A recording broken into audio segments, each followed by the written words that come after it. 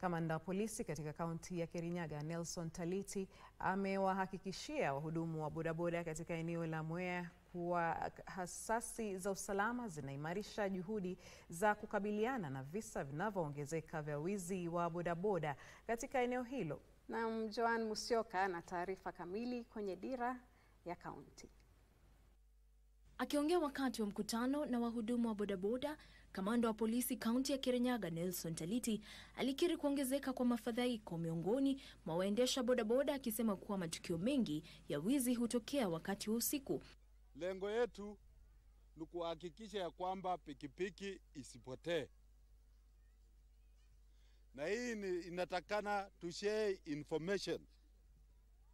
Kitu ya kwanza, pikipiki yako ikipotea, piga report. Na muungano wa injilisti humu nchini katika kaunti za Tana River na Garissa umetoa wito wa kuvumiliana na kuishi kwa amani kati ya Wakristo na Waislamu wanaoishi katika eneo hilo.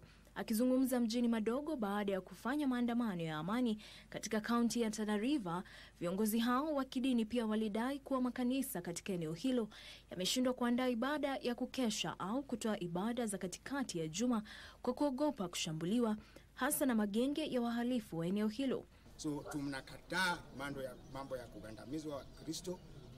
Let people worship freely, now express themselves freely. Come if there's anything ama iko maneno ambao inatokea kwa mtu ama kanisa, let the government through the mechanism ya government wafanye peke yao. Katika kaunti ya Kericho, serikali inaangazia fursa kwenye sekta kama vile utamaduni, kilimo na utalii wa kimatibabu ili kuimarisha sekta yake ya utalii na kuboresha uchumi wake. Haya ni kwa mujibu wa katibu wa utalii John Ololtua aliyezungumza huko Tulwap Kipsigis katika eneo la Londiani ambacho ni kilima kitakatifu kwa jamii ya Kipsigis. Ololtua alizihimiza jamii zitumie turadhi zao za kipekee kuwavutia watalii.